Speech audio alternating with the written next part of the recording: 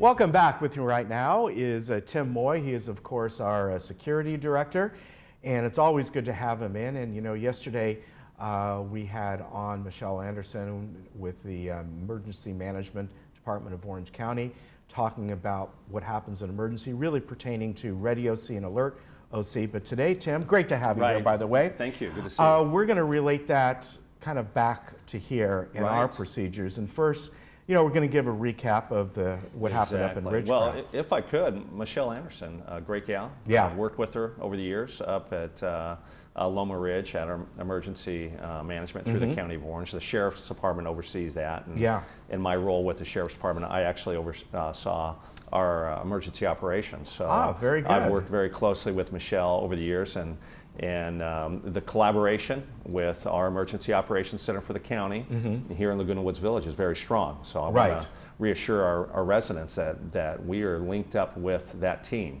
in the event of an emergency. Yeah, so fantastic. Now, of course, the Ridgecrest earthquake. Right. So on July 4th, as you know, we had a 6.4, which is significant. Yes.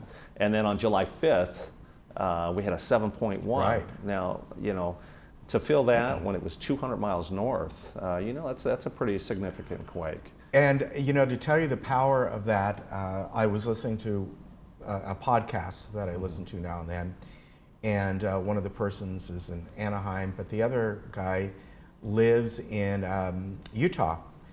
And they were doing it when that happened on July 5th. And of course, you know, you hear it, they edit it and all that. But they left that little bit in.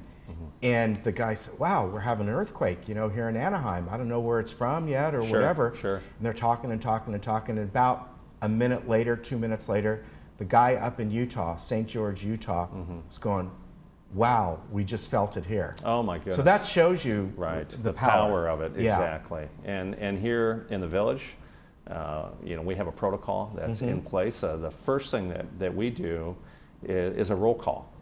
So security dispatch, or excuse me, security watch commander on duty immediately initiates a roll call. And what a roll call is for our residents is we're just reaching out to our gate ambassadors and to our security patrol officers.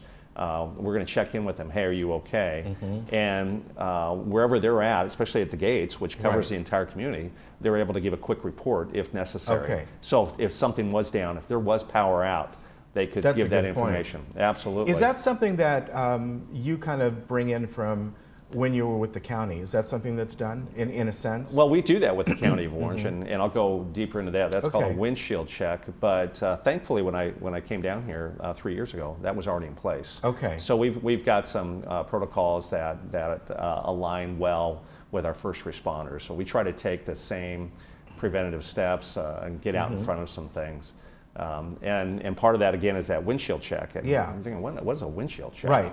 Right, it's looking outside your windshield. That's where the term come from. So our security patrol, some of our other VMS staff that's on duty, they immediately start driving through the community, and they're looking for any hazards, any power outages, any road obstructions, any trees down, any type of threats. If there's a lot of residents coming out of a building, that would obviously be something we'd be concerned about. Is there a building that's unstable, uninhabitable?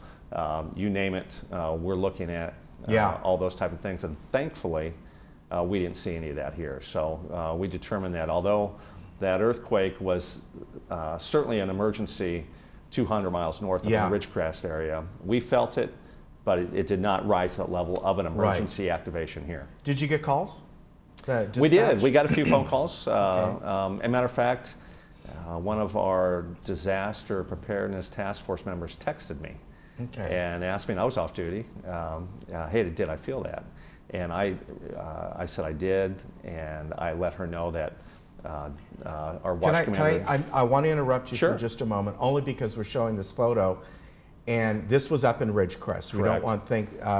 because when you first look at that, it almost looks like one of our manors here, the shape and color and all. But I'm sorry, but I wanted that was up north, right? And that was Ridgecrest. There's a fire. You know, we're not sure how that started, but we can see, hey, you got a pretty big quake. Maybe a gas line ruptured, or what have you, something on the stove, people evacuating. But that would be a common occurrence Right, right. after a major earthquake.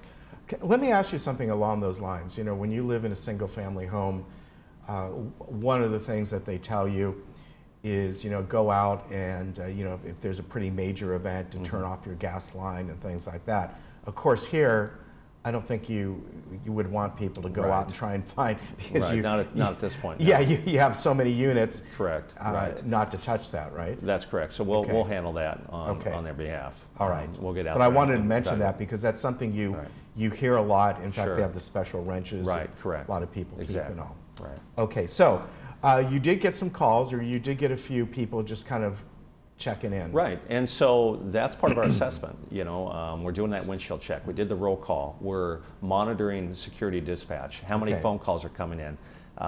Do we need to put something out to the community? Do we need to put out a code red? And again, a code red is our emergency notification system to make our residents aware of any major event that where they may need to take action. Right. Whether it be shelter in place, evacuate, you name it. Code red is used for that purpose. There's a major power outage. If there's some power outages, and then with this heat that's attached to it, we would send something out to those affected residents. So there's a variety of reasons why we might use code red.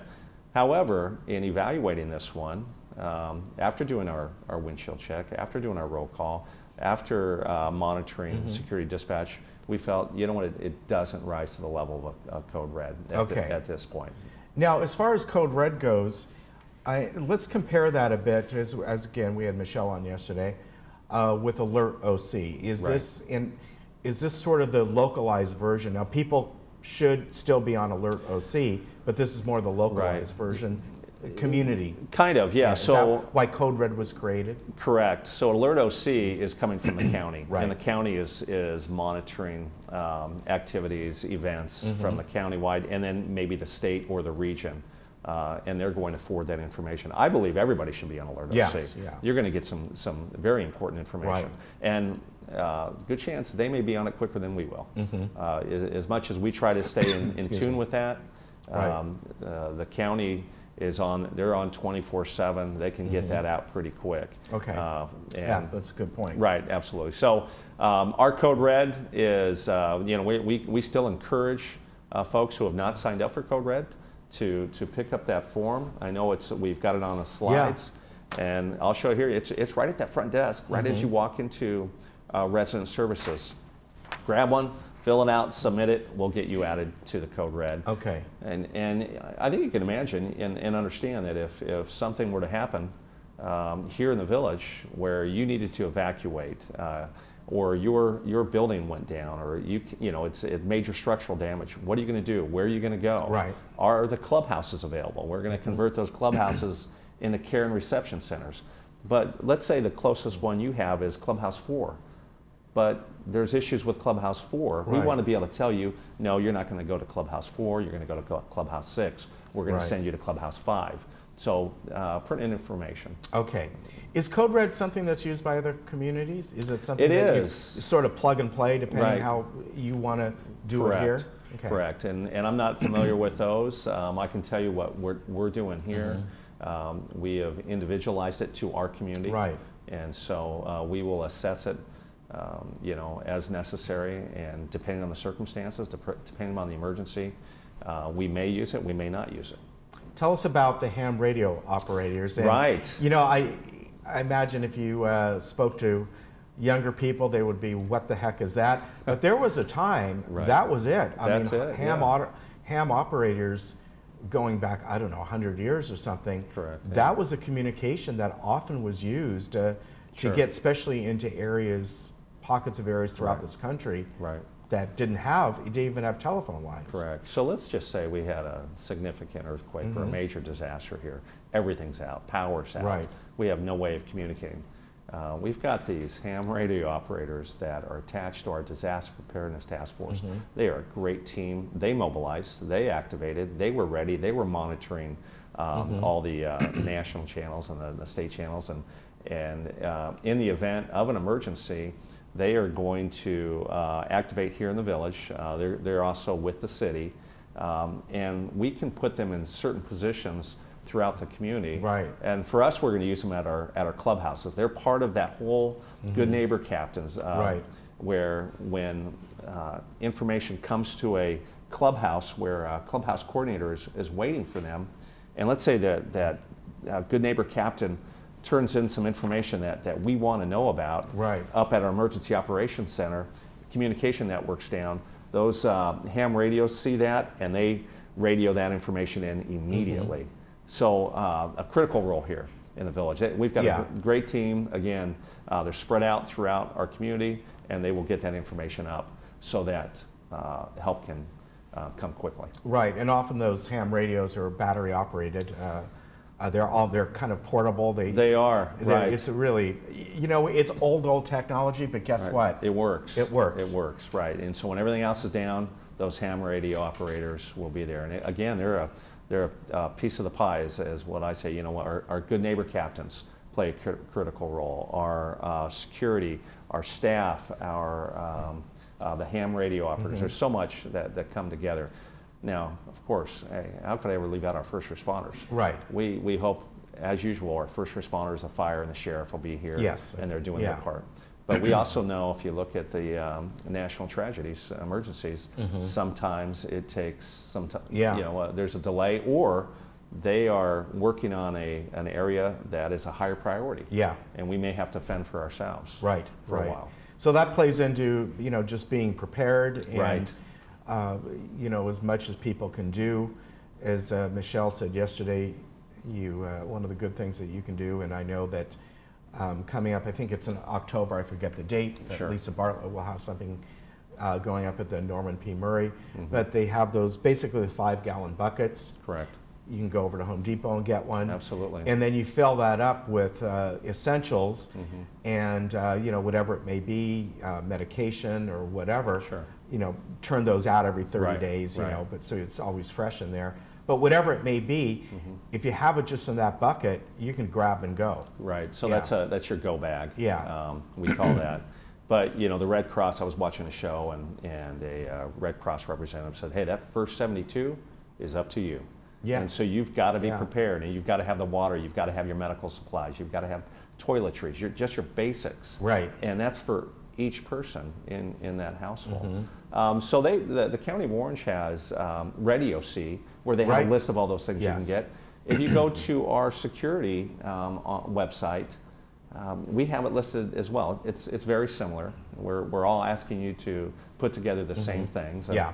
as much as it's important to take care of our families, we know that part of our families is also our animals. Yes. So, believe it or not, you've got to do the same thing. You've got to Right. have that little, those carriers, their own food, water, because I know how much animals mean Right. to this community as well. Yeah, very good. And of course, you mentioned the Good Neighbor Captains and how important they are. Right, and so if you want to go to the next level, I'd ask you to participate. We've got about 400 to 500 Good Neighbor Captains, but for a community with roughly 12,736 manners, Yeah. 400 is not cutting it. Right. And if you don't know who your Good Neighbor Captain is, it's probably because you don't have one. Right. And right. what they do is they're going to don that vest. After they check on themselves, they're going to check on you, and then they're just going to get that information up to our Emergency Operations Center. Yeah. That's their role. That's it. It's some people I think are a little bit intimidated. They shouldn't be. They just play a part in the emergency response. They're not expected to give first aid.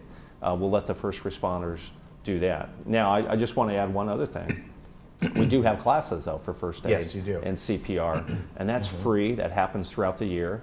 I'd encourage our residents to watch out for those as they come Yeah. out. We make notification.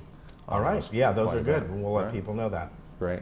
All right, Tim. All right. Good to see you. And good to see you. Take care, and we'll be right back.